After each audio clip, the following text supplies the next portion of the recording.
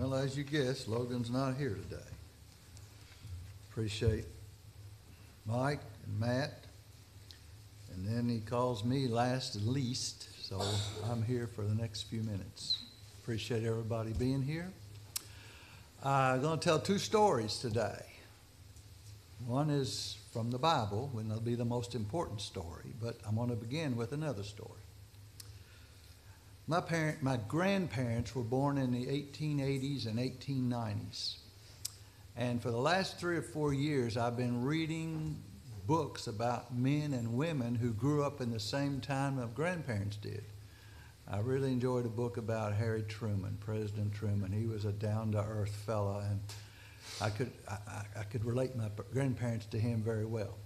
Mark Twain was a little before that. Well, he was in that time too.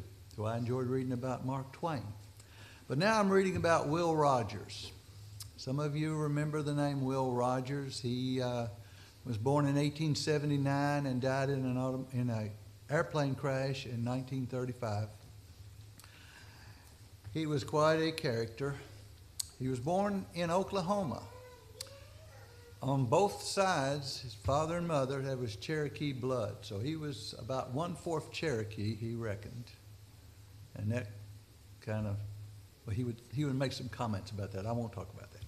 But anyway, he made 71 films. 50 of them were silent films, and then what they call them talkies were 21. He wrote more than 4,000 newspaper columns in his life. He was the most popular man in America when he died, I think. This was during the Depression, in the height of the Depression. He had a folksy way about him.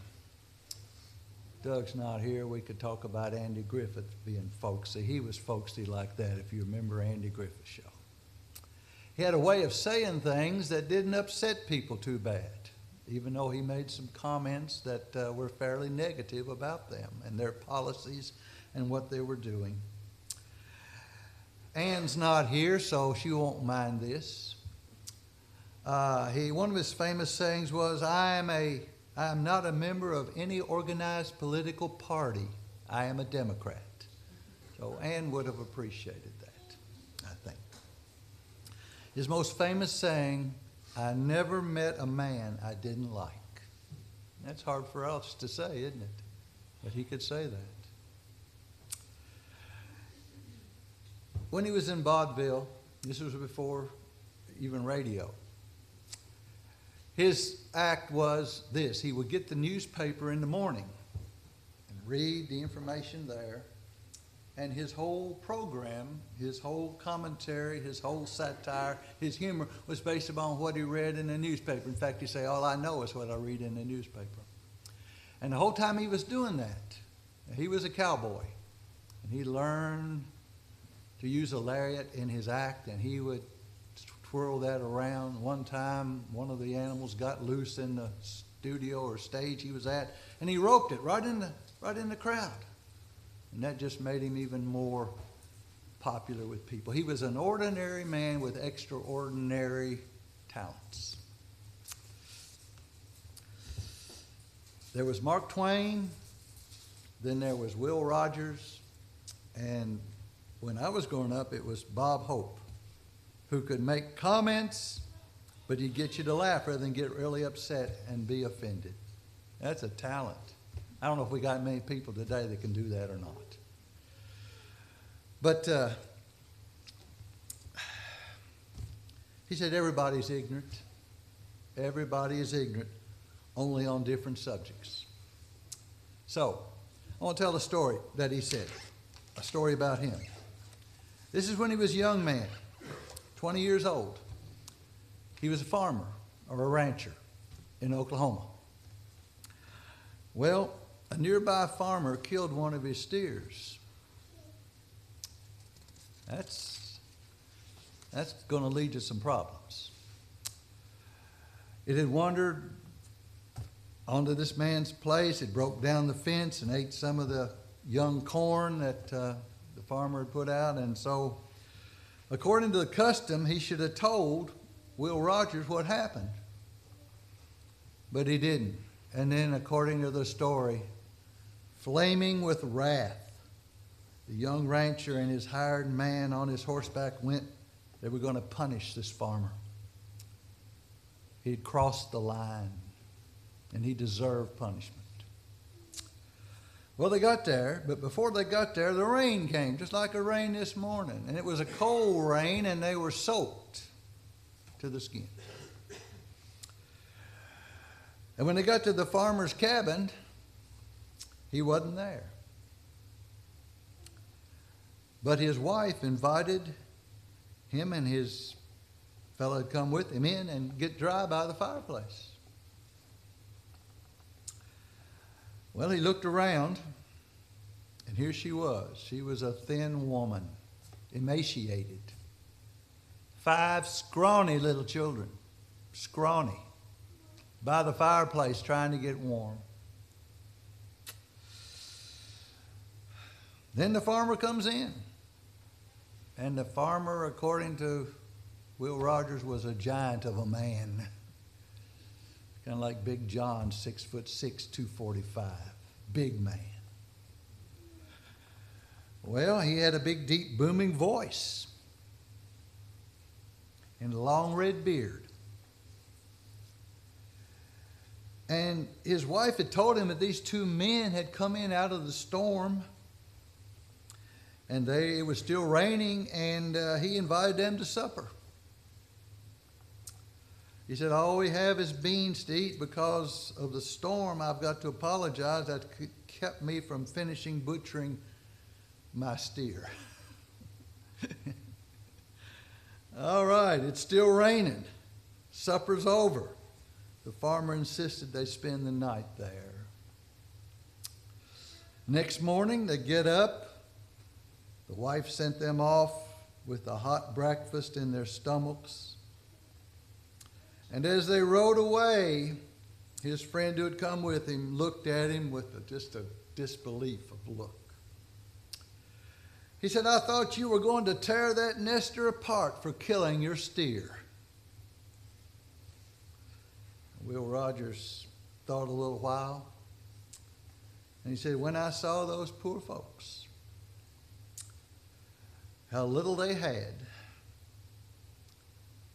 I wished that he'd killed 2 of my steers. I didn't lose a steer. I traded it for a little human happiness, a little human kindness. There are millions of steers in the world, but human happiness or human kindness is hard to find. Now that's an interesting story.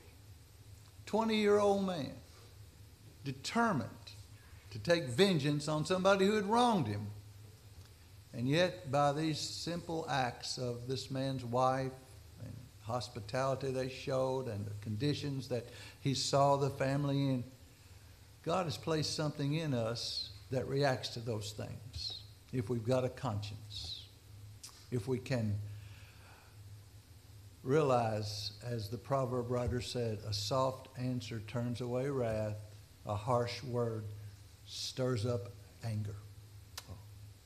Now, that's Will Rogers' story, but I want to tell you one that's better than that, and that's a Bible story.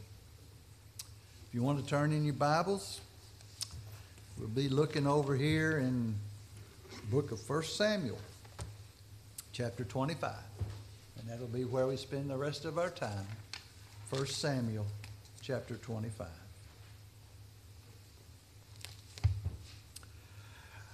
David is being hunted by Saul, and he has about 600 men with him. And if you read down through here, there is a rich man named Nabal, and he has a great number of sheep, 3,000 sheep and 1,000 goats, and they were shearing his sheep in Carmel. And the man had a wife, a beautiful wife, and a very discerning wife. But the man, Nabal, he was a harsh man, and he was badly behaved, the English Standard Version says. Well, it's a feast time. It's a celebration. You're shearing your sheep. It's time to enjoy the fruits of your labors. And David sends 10 of his men to Nabal's house. And he said, go and tell Nabal, greet him. Greet him in my name. Tell him, peace be with you, and peace with your house, and peace with all you have. And he said, I heard that your shearers, and now your shepherds, have been with us, and we did them no harm. They missed nothing all the time they were in Carmel. Now, verse 8, ask your young men, and they will tell you. Therefore, let your young men find favor in your eyes. Let my young men find favor in your eyes, for we have come on a feast day. Please give whatever you have at hand to your servants and to your son David. Now, how would you expect Nabal to answer? They told all this to him, and then they waited for his response. What's he going to say? Is he going to invite us? Is he going to share with us? Nabal. Who is David? Who is this son of Jesse?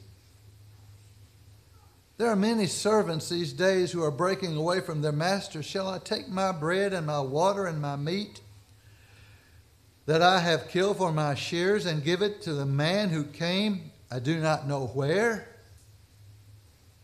He turns him away. He turns these men away. No, nothing. Now here's a rich man, 3,000 sheep, 1,000 goats, whatever else he has. Turns him away. Well, David's young men came back in verse 12. And they told David all that happened. And David, if you want to see what David did, read verse 13.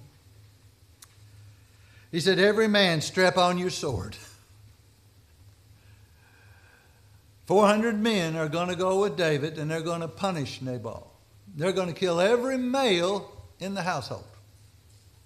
David is livid at this.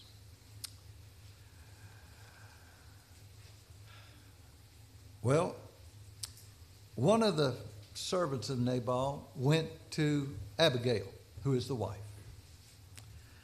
And he tells Abigail that these messengers from David came to greet our master, and the master railed against them.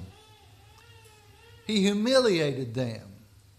He made them look small, insignificant, not worth my time. Certainly not worth any of my food or water or anything I could give them. And then this servant tells Abigail, but these men, they were good to us. We suffered no harm. They protected us. They didn't take anything. They were a wall. I like this verse 16. They were a wall to us both by night and day to protect them from whoever else might want to come along and harm them and take the sheep for the goats. Now, our master's doomed. This man is coming and he is furious. And he's got 400 men with him, and they're all soldiers. And we're going to be cut to pieces, is the thinking. He's a worthless man. He's so worthless no one can speak to him. He won't even listen to anybody. Now here's where the advantage of having a wise, prudent wife comes in. And I hope everybody here has one or will become one if you're a woman. Because you can save a man from a whole lot of grief and a whole lot of trouble and a whole lot of heartache and a whole lot of suffering. If you're that wise, discerning woman. She made haste. What'd she do? Well, 200 loaves. Who has 200 loaves of bread? She had them. 2 skins of wine, 5 sheep already prepared for the meal. What else? 5 sheaves of parched grain, 100 clusters of raisins, 200 capes of figs. She's ready.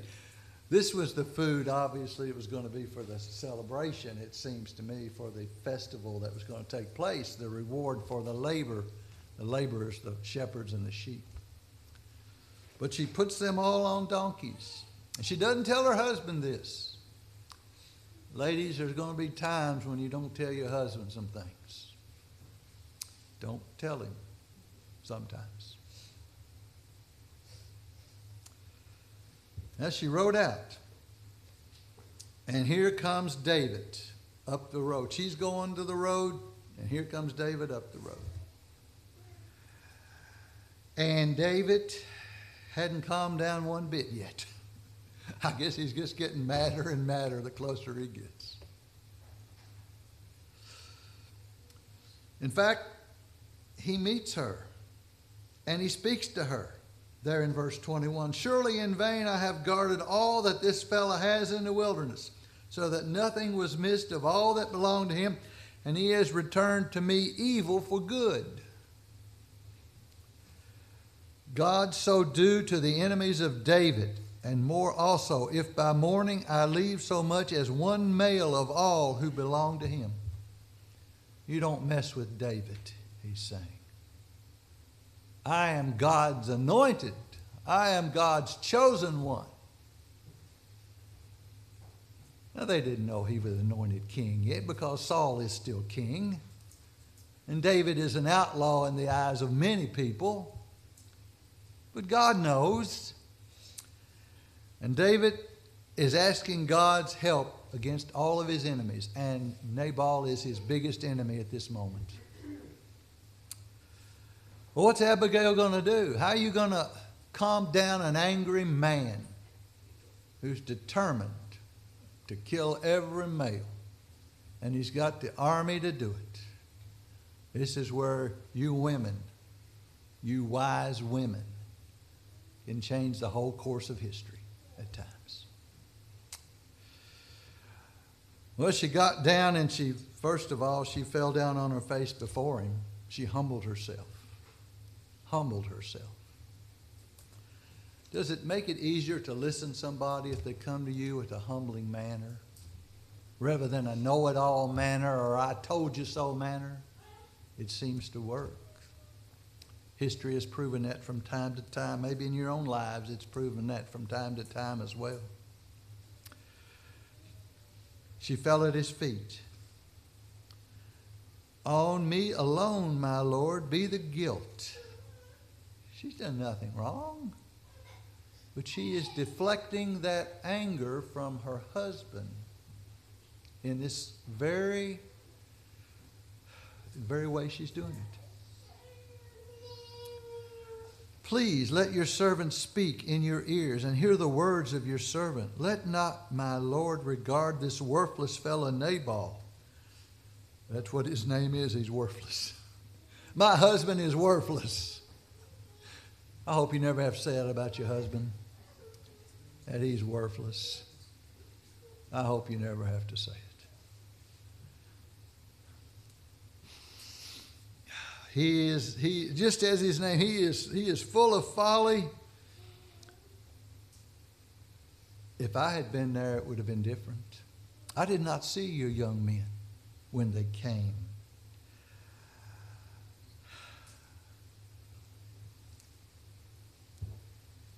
So far, the Lord has restrained you from this blood guiltiness that you're about to commit.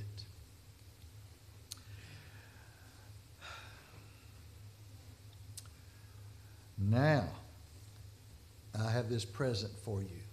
I have brought you what your young men have asked for and more. Certainly what you did was very honorable. And she continues to go on and she talks about David.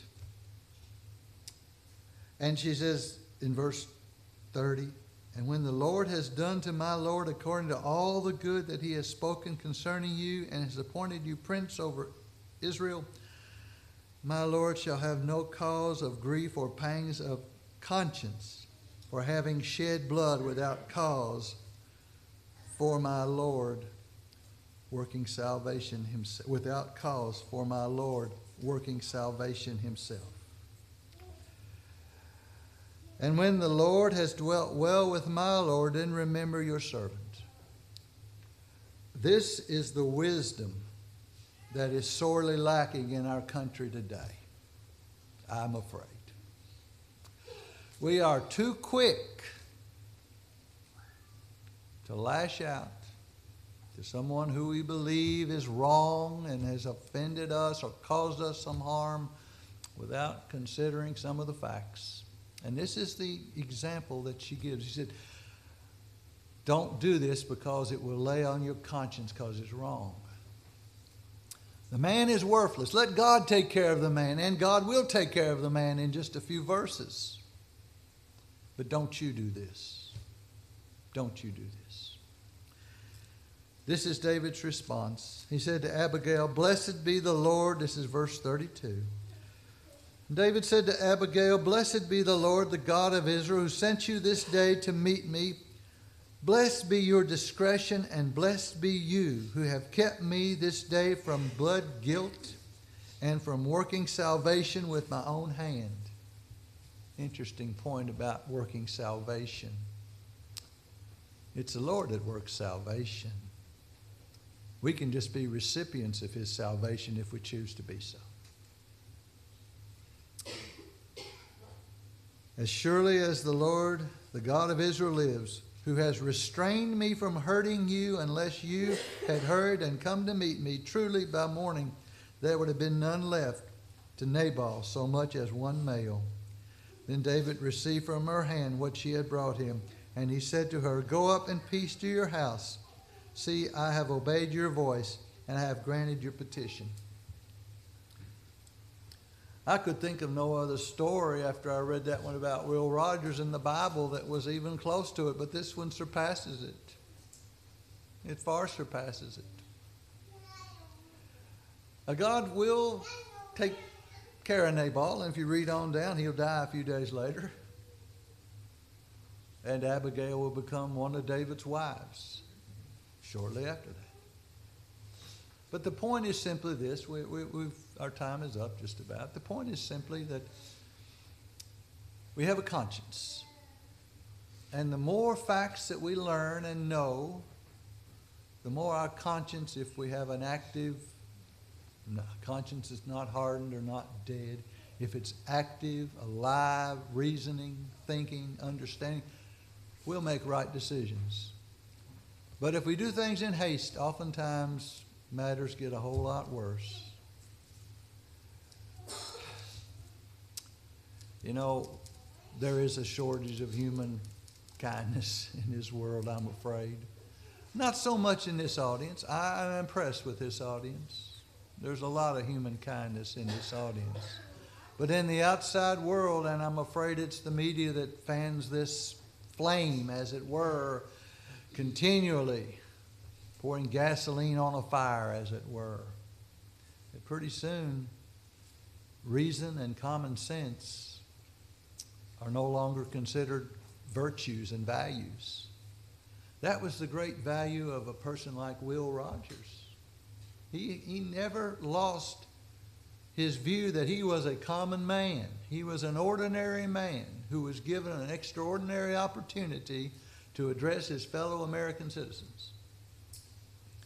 And people respected him for that.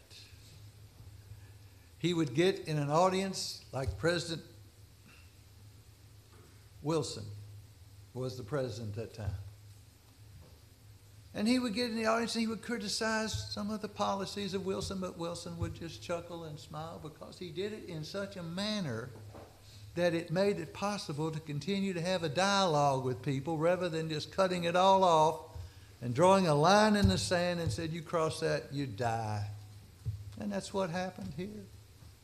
David was going to kill this man and all of his servants because of one man's foolishness, one man's stubbornness, one man's just selfishness. But again, there was a woman who had the good sense and the courage to go out and meet David.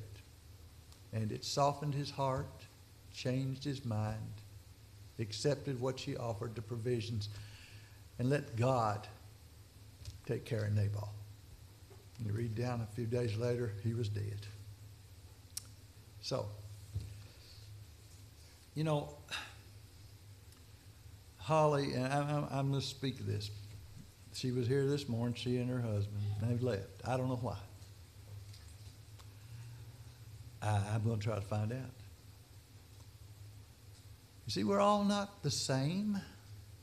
And obviously, it's difficult to come to a new place, especially a place that you're unfamiliar with and don't know anybody.